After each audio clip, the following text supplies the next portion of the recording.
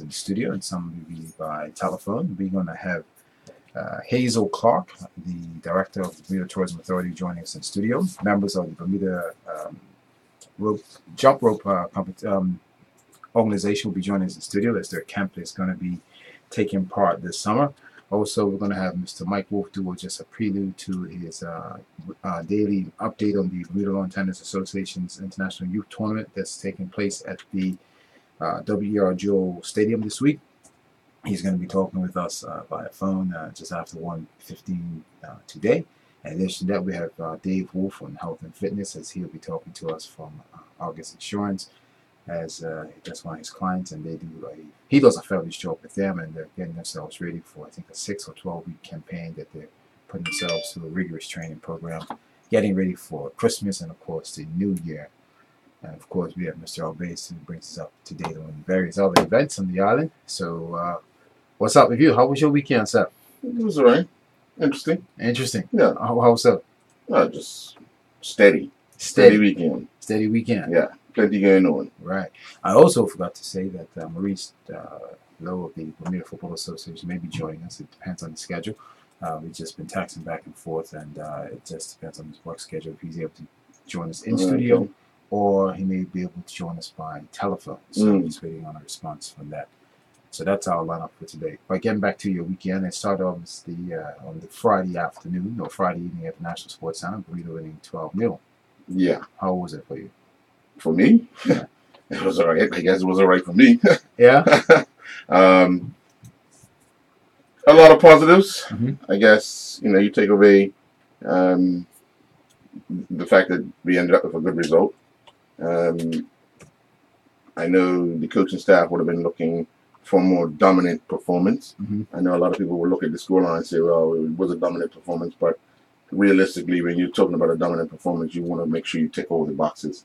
And I know as some coaches are, they like to make sure that all those boxes are ticked. And if they're honest with themselves, there were a few that were left unticked on Friday night. So hopefully, the guys are feeling good enough about themselves. If they play El Salvador in a month's time, we ride that wave. This momentum we carried over. Yeah. But obviously, El Salvador is not St. Martin. Not at all. Not at all. So, two different kettle of fish. This tournament here is, this stage of the tournament is to identify what level or what division you will play in the next round of the Nations Cup.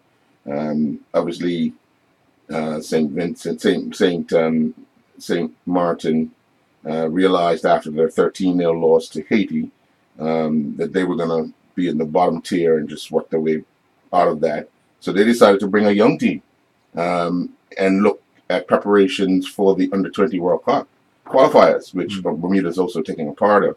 So, you give guys an opportunity to play at a high level away from home. It could only help them when they go to the competition. So, we look at things in different ways. We'll be another month into the season for our professionals and another month into the season for our local players. So, it's got to be a blend somewhere. So, we'll see how it works. Right. So that's a good plus, Dan. I understand exactly what you said, what took place on Friday night. But again, going forward, as you mentioned, and as we all know, it's not the two same teams. Oh, no, definitely. So people should not be overexcited thinking that we're going to score another 12 goals. Yeah. And we learn from this and we go forward in the most positive way. So hopefully we can get more feedback here from Maurice on his points of the game and what this means for Bermuda going forward. Right. So otherwise than that, it's been a quiet weekend for you? Oh, no, not quiet. No, not at all. Quiet. I said because I just want to steer you up. No, that's not steering. Now we had cyclists competing in the elite. That's right. Caribbean Championships. Did well. Yeah. Caitlin Conyers won 2 medals, also qualified a spot for Pan American Championships or Pan American Games next year. You had Gabriella Arnold win the under-13 division. Connor White picked up a medal in a time trial. We had Tyler Butterfield and Karen Smith took part in the Ironman World Championships in Hawaii. Both had some difficulties throughout the race. And, well, Tyler finished, I believe, what, 7th or 9th? No, 29th. Mm-hmm. 29th in the men's pro, and Karen finished 7th in the women's 50 to 54 age group, competing for over 11 hours. Yeah. Competing for over 11 hours. Well, Tyler's time was 8 hours, 30 minutes, and some odd seconds. Karen's time was 11 hours, I believe, 1 minute and 50-some seconds. Yeah. You can have that. So, just hypothetically, she started, say, 7 o'clock in the morning. Yep. She's finished almost close to 7 o'clock at night. Yep. But and the thing was, there was another Karen Smith in the race. She was from the United States. Her time was 16 hours. And I said, that can't be the Karen Smith I know. Because, you know how a person performs. Right. Even if they have a bad day, I'm looking at between 10 hours and 12 hours of competing. And I saw 16 hours. I had to go and really search and said, okay, well, that's the USA Karen Smith. Thank God. Because 16 hours? Yeah, right. Okay. I believe the cutoff time for the race is 20 hours, where they start pulling people off the course. Off the course, yeah. So as long as you're past a certain point by a certain time, they'll allow you to continue. But if you haven't reached that point, they take you off the course. That's a grueling course. It's a grueling program. Well, I saw Tyler swam for 52 minutes. Karen swam for an hour and 3 minutes. No, I'm sorry. That's pure fitness, really, right? And then you're riding for 4.5 to 5 hours. Tyler's run took him 3 hours. Karen's run took her 4.5. I suppose they have to use the bathroom. Hey, look, my first thought was, at some point in time, we're not use the bathroom. But they have stores where people stop. That's deep. Yeah. And for athletes, professional athletes, you learn if you have to pee, they just pee while they're running or riding. Because remember, you're taking in so much fluid. Right. That's the only thing that's going to come out. Yeah. You know what I mean? So, Karen had said that the gel pack, she couldn't keep anything down on the run. Her body was overheating that much, where it was a struggle for her to keep fluids and the gel packs down. So, she was just running off adrenaline the last couple of miles. So, she managed to make it through, I guess, it's recovery time before flying back. So, 7th out of 59 competitors in the 50 to 54 age group for women. She placed 7th. 7th, yeah. And her time was over 11 hours. 11 hours. Well, so I'm stopping. Well, I'm not. Well, it takes a special person to want to do a full Ironman. If a professional's taking 8 hours to do it, what an amateur going to take, man? That's deep. That's all I can say. It's deep, man. Yeah, That's just all day training. How do you train for something like that? How does your body adjust to once the competition is over? Where's your appetite? You probably don't have appetite for at least 24 hours. A little less. But yeah, it'd be interesting to find out from what someone like Tyler would do for recovery. Because you often see even people that do half marathons or full marathons, they go for a run to cool down. Right. So what do these triathletes do to calm down? So right. I'm like, I'm not sure if that's a good thing. It's interesting. Yeah. That's interesting, mate. Yeah. That's interesting. Wow. I'm still got a speechless in that. Well, I know one thing for sure. I know who they can get to do it. Who'd that be? Me. They'll have to find someone else. It wouldn't be me. All right. What happened in the FA Cup? Switching off, right? In the FA Cup. You had St. David's beat Devonshire Colts 5-3. St. George's beat 40 Kings 3-0. Eagles beat Vasco 2-0, and Hamilton Parish beat Flanagan's 1-0. So those teams, along with Southampton Rangers and Wolves from the first division, go into the draw for the next round. Cool. All right. Yeah. Cool. Miss Ding, how you doing? Well, let's go. You learning about your sports? Yes, I'm listening. I'm Yeah? listening. Yes. Just biding her time. Right now, time, because last time we spoke, she said she wanted to do tennis. She was interested in tennis. Listen, I'm really going to take a tennis lesson. My girlfriend and I just have to figure out what we're going to do, but I'm definitely going to do one. Yeah. Since we're talking about the Iron Man and the Iron Women course, thinking about taking the Iron Women course? I'll answer it for you. No. Yeah, Don't even make any sense trying to. No. I watch them Mm-hmm. and I take my hat off to them. I don't know if that is my forte. Mm-hmm. That takes a lot of discipline, a lot of work, Mm-hmm. and it's amazing that they can do that. Mm-hmm. I've never thought of that. I've always thought, to complete a marathon that's still on my bucket list. But Ironman, I don't know. Mm. And they do a full marathon, Yes. after doing a 2.5 mile swim, Mm-hmm. 80 or 90K bike ride, and then you're gonna run. Okay. I mean, I'm sure I'm not even gonna say anyone could do it. I guess if you put your mind to doing it, you can, but it definitely takes discipline. You're not just jumping up and saying, I'm going to, do this today. Ironman tomorrow. Yeah, you have to meet qualifications to Mhm. compete in something like this, and it's not an easy task.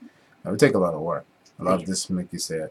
Discipline, eating A lot of right, eating rest, right, all of that. train, dietitian, you're right, all that comes into play. So that's going to be very interesting if you took that task on. But, like you said, take one step at a time, and you would deal with tennis first. Yes, I'm definitely going to do tennis. I really am. Okay. I'm not going to let you know. Why is that? I need to do it by myself first.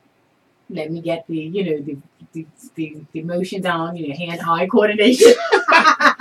YouTube, do like everybody else. Yeah, YouTube. just go on YouTube. It's free. All right, no charge. Hand-eye coordination. I know But, it's going to be we're a hilarious. team. We're a team. You can share. And tell me you're going to train. We can come down and watch and observe. And before you know it, they will be recording it, and I will look. You're not interested, huh? You wouldn't share the information about knowledge that you're getting from tennis. Oh yes, once I get started, not in the beginning. Oh. Yes. One of those. Mm-hmm. Okay. I don't blame you. Working there. I don't blame you. Mm-hmm. You don't blame her? No, I don't blame you. Why? Make sure you got everything done right first. Yes, everything has to be done in decency and in order. Yeah. Yeah. You have to look presentable. Yes. Your tennis racket, Mhm. racket. You have to. Clothes have to match. Yes, And all that. because hand-eye coordination. Yeah. Okay. He just wants to film it. Clearly. I can see him at 7 o'clock news now, and in sports, and not the sports. Miss Thank. No. It's all good. It's all good. Well, let's take our first commercial break, and hopefully our guests will be in the studio, and we'll take a break and be back after this.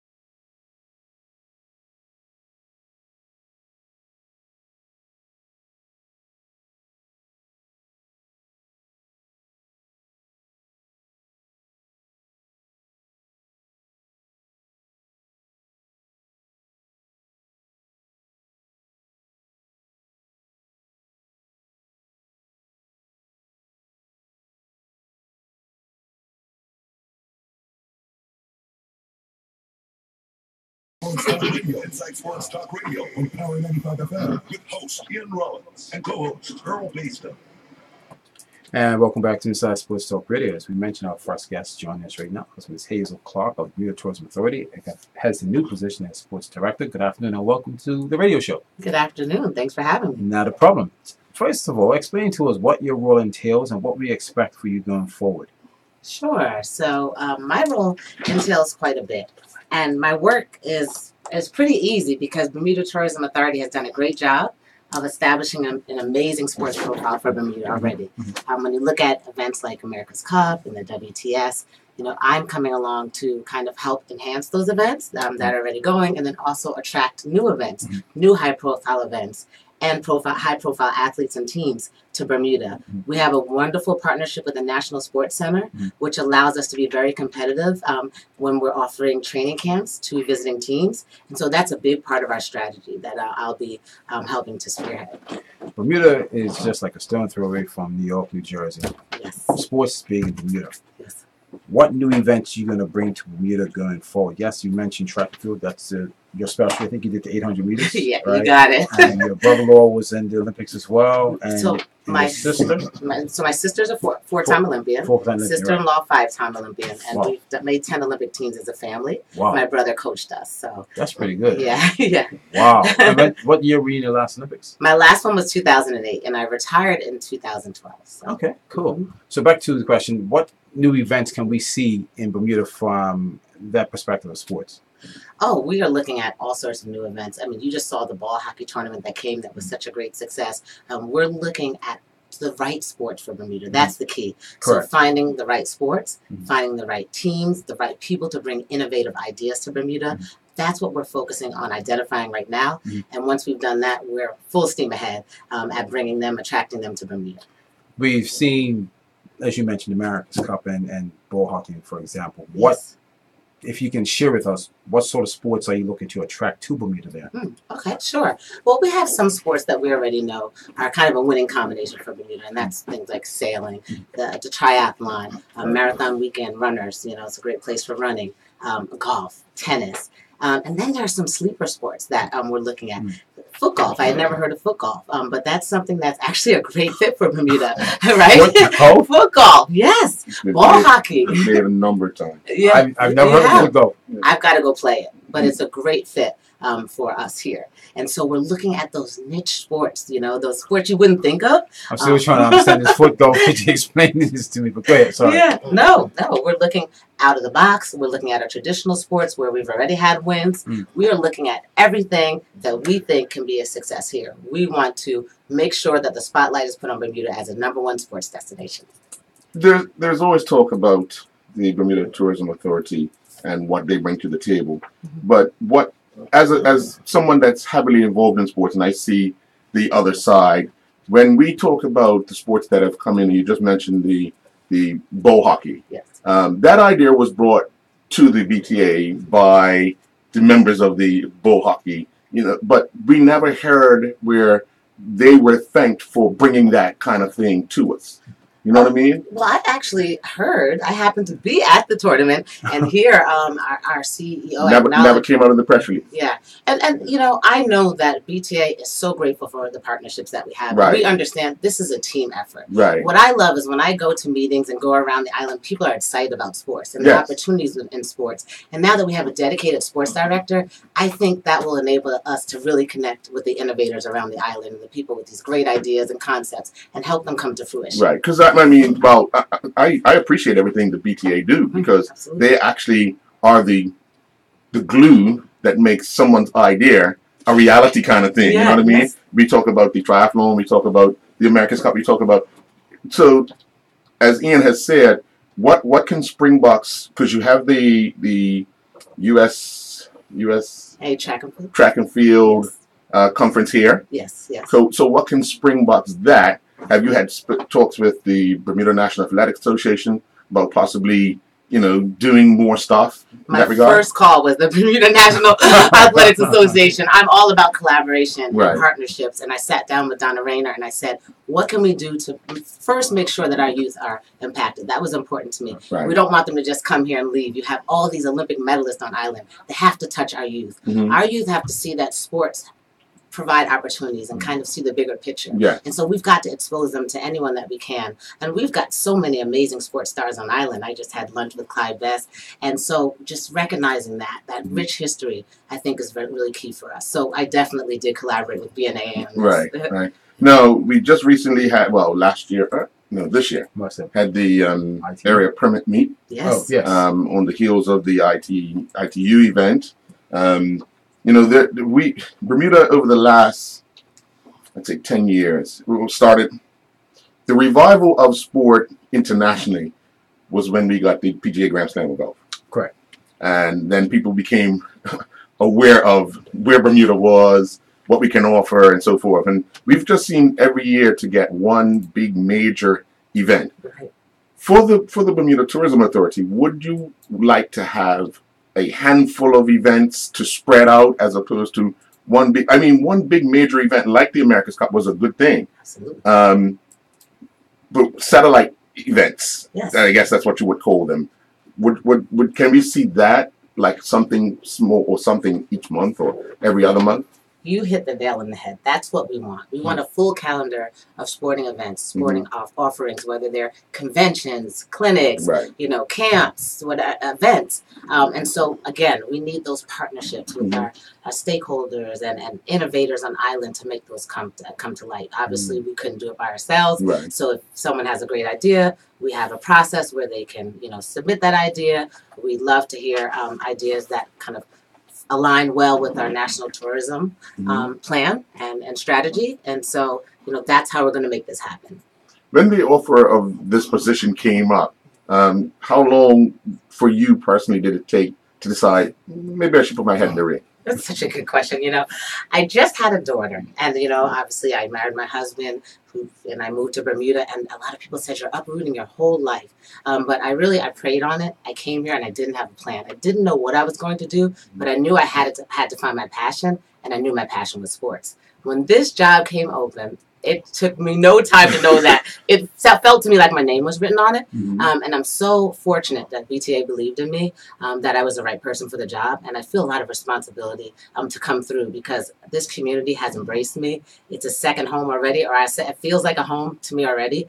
And I just want to make sure that I come through with their expectations and meet their expectations. So I'm working very hard. Now, obviously, the pace here is a lot different. Yes, it is. Adjusting to that life and when decisions are made, because in what we consider the corporate world, things don't happen like that. Right. It takes meeting after meeting and decision after decision and so forth. How can that process in your field speed up? Because someone might come to you with an idea that might need an answer in a month and a half. Right. But the process that you guys take could take two and 3 months, because you have to do everything that's needed to ensure that it meets the requirement that Bermuda's looking for. It matches what finance you guys can get. So how do you plan to, or how can that process be sped up? When you're talking about ideas and helping us be efficient as possible, coming with ideas, doing a little bit of research and saying, how does this kind of, as I said, align with the National Tourism Plan and strategy, and understanding that. And so when you come with an idea, it's something that aligns well with us so that we've already kind of gotten past that barrier. Right. Making sure that it makes sense for Bermuda, as I said. Maybe bring an event that is too big and we don't have the facilities to support is a waste of everyone's time. So doing your homework, doing your research, coming to us with something that's well thought out and laid out helps us a lot. Bermuda is surrounded by water. Can we see more water events in Bermuda? Yes, we know the sailing's there. So therefore, that it's a big avenue for us. Can we see something like powerboat racing, jet skiing of that sort coming to Bermuda? Absolutely. We're looking at those type of events. Absolutely. Powerboat events, jet skiing. There's a lot of really unique, innovative events where athletes are doing all sorts of tricks. And I think that would be a lot of fun. So just trying to find the right fit, as I said. There's quite a lot of work to be done. And so, it's going to take a little bit of time to identify the right event, but we are definitely working diligently.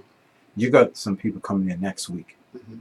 Explain to us what that's all about. Excuse me. Well, this is USA Track and Field. Obviously, I was a member of that team as a young girl all the way till now. And they're coming for the retreat. The retreat is a time to kind of talk about ideas for the team and going forward. They're also going to be doing a lot of activities on island, which we're excited about. And for me, the highlight is the clinic that they're going to be doing with our youth at the National Sports Center. As I said, 45 athletes, many of them Olympic medalists, will be out there working with our youth. Right. So, numbers-wise, how many people are coming in? And you said you're going to be working with our youth. It's the retreat. It's the first of its kind thing to happen in Bermuda. Can we see this as an annual thing? That they do go to different destinations generally. Sometimes they do like maybe twice and then move on because they want to try different locations. However, the great thing is that I think what we're showing is that we can host an event like this, and there's a lot of other teams and national governing bodies all over the world. So maybe not another USA Track and Field, but definitely we'll look at other sports and other countries to do the same. Right. Now, you mentioned that you spoke to Donna Arena. How excited is she? Something like this. This is her field. This is her specialty. How excited is she about you bringing this to Bermuda?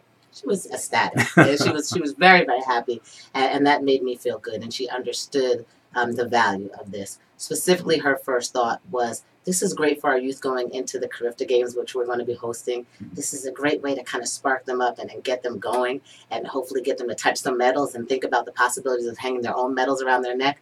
We want to inspire them. That's what it comes down to at the end of the day. And she has been a great partner already in helping this come together. So I'm looking at you. You said hosting. Are we just going to be hosting? Oh, I'm not sure. We're thinking about hosting it. I'm not sure, but I don't think that's been confirmed. I don't think that's been confirmed. You are bad. I'm not sure. You picked up on it as well. All right, you picked up on it. Wishful thinking. Wishful thinking. You have to say it for it to come. Everything's recorded today, right? Today is where everything's recorded. Oh my It's all good. It's all good. It's all good. But overall, this is the start. You're bringing an event for next week. What's on the calendar for the rest of the fall season? For the rest of the fall season, we have some training camps that are coming through. We call this our culture sports kind of season. So those winter months where sometimes tourism slows down, sports are a great way to fill that gap. And so we're looking at some training camps and other smaller events, and then we're going to ramp up for next year. Now that I've been in the role a few months and kind of getting my wheels rolling, I will be working on bringing more sporting events for the next year. The ITU is back in board next year, April. Yes. 2019. Yes. What other big events are going to be on the calendar year for 2019 and possibly you can share for 2020? We are confirming that now. So you'll have to have me back because you are 1 week too early and you're not going to catch me up again. So now you guys have to have me come back so I can share our calendar with you, which we are confirming next week. That's not a problem. Yeah. Okay. Is there anything else you'd like to share with us? I just really want to say to everyone here in Bermuda, sincerely, this has just been such a nice welcome. When you go to a new place and you don't have your family and friends and familiar surroundings, it's a scary thing, a daunting thing. Yeah. But I can tell you that this really does feel like home. And this is a wonderful place that I'm so proud of. I'm proud to be here. I'm proud to raise my daughter here. And I'm very, very fortunate to be in this role. And I thank everyone for their confidence in me. So, not a problem. Yeah. And as a former Gator, I'm sure you're happy with your football team radio now. We are killing it. I love it. Go Gators for everybody out there. Yeah, it's a lot of fun. That's a lot of fun to watch. That's good. That's good. Well, thank you for joining us. And, of course, we'll welcome you back anytime. Thank you so and much. best luck in your new position. I appreciate it. We're going to take a commercial break and be back after this.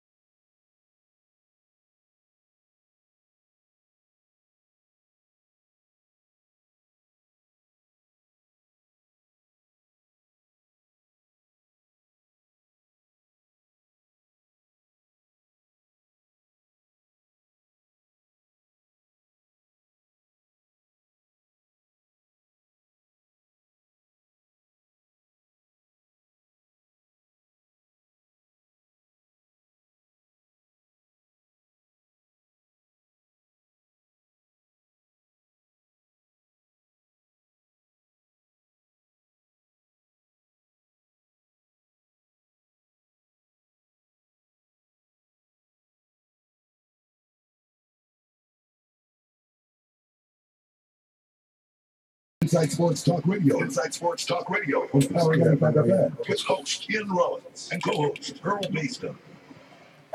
And welcome back to Inside Sports Talk Radio.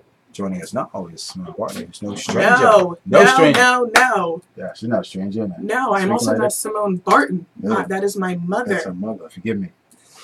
I was close. One generation. That's one generation. Not bad. This is Sienna Barton. Sienna Barton. Hello. Sienna Barton. Forgive me. Sienna, welcome. Thank you. How are you? I'm good. You sure? Well, now, yeah, I'm Yeah, good. no, I got yeah. that sorted. So, yeah, we're good. We're good. We're good. The annual camp is coming up for the Jump Rope organization in Bermuda. You've been the backbone behind putting this event on. Explain to us what entails regarding the event for this year. Yeah, so this is the start for us. So we have put the camp on under the realms of the Bermuda Heart Foundation before, but now the Bermuda Jump Rope Federation is our own charity. We are our own sporting organization, so it is annual, but it's almost sort of like a launch for us at the same time. So we are hosting our fall midterm jump camp from October 22nd to the 26th. And what is beyond awesome about our sport is it is inclusive. So we have so many different elements of our sport: jump rope, gymnastics, dance, all of them come into it. And so at our camps, instead of getting your kid to go to gymnastics camp or dance camp, if you send them to jump rope camp, you have all of that mixed in. Okay. So we have jump rope going, we have gymnastics going on a daily, we have activities. We are bringing in overseas world champion staff just to help us implement and create a really, really fun, active atmosphere.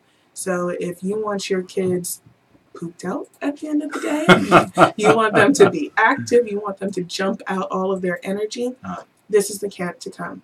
And I just want to state, we've had a lot of interesting feedback recently from our school programs and advertising for our camp that we are overpriced and we are not competitively priced with a lot of the extracurricular activities on island. And I just want to throw it out there that we need to change the perception and the mindsets, because we are not. It is just that people are not used to taking the idea of jump rope as a sport or an activity seriously.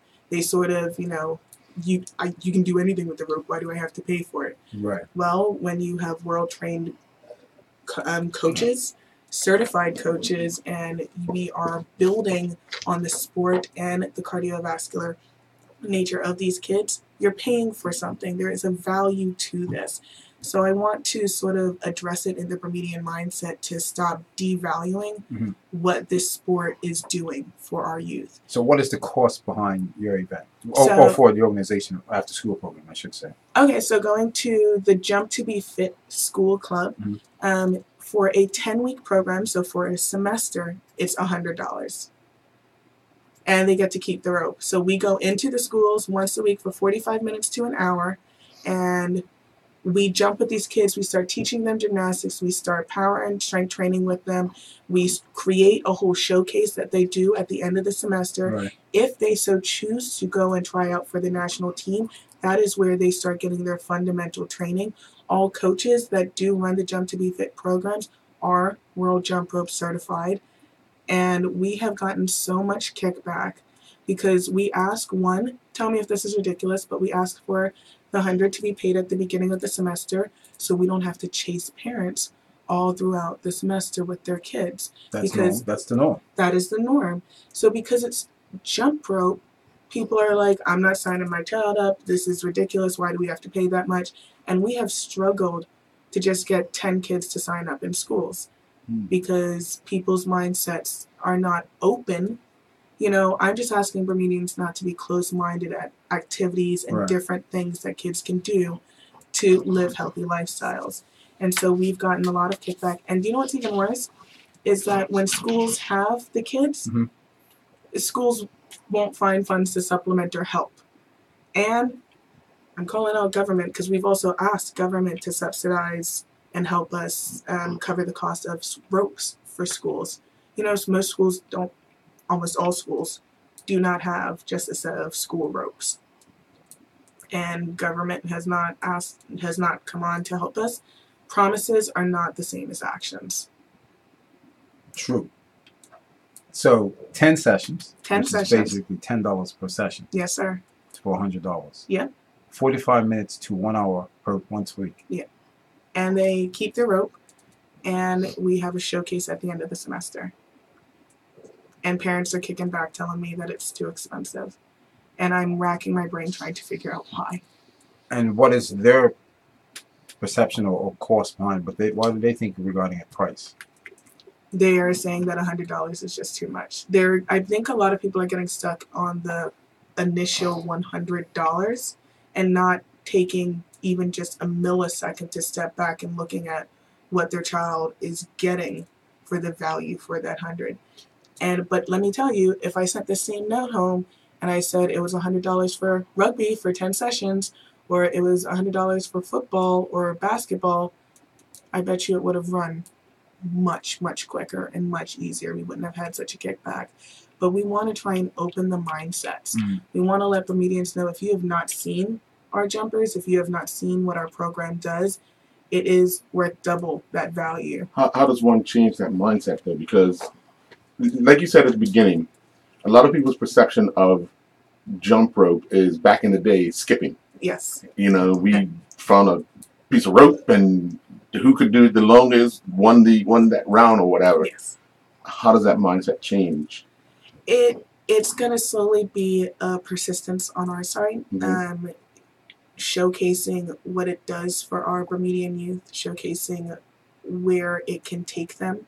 1 in 100 young men will represent this island for football that will get that opportunity to reach the national team.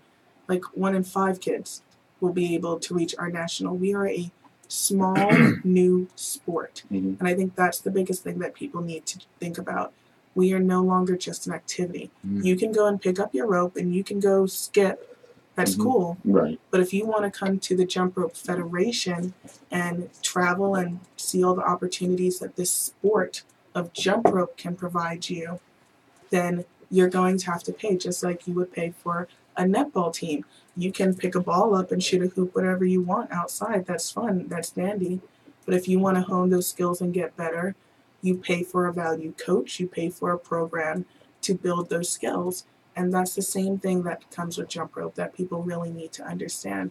And with our program, we are a jump family. So you have the school club, the $10 for 10 sessions. And as I mentioned, if they so wish to try out for the national team, the kids you see around the community, the Bernie bouncers, then they can do as such in February because we have tryouts twice a year. Right. But when they reach that national team, they're training 3 hours a week, 3 times a week for 3 hours, a mix of gymnastics, strength conditioning, and jump rope training.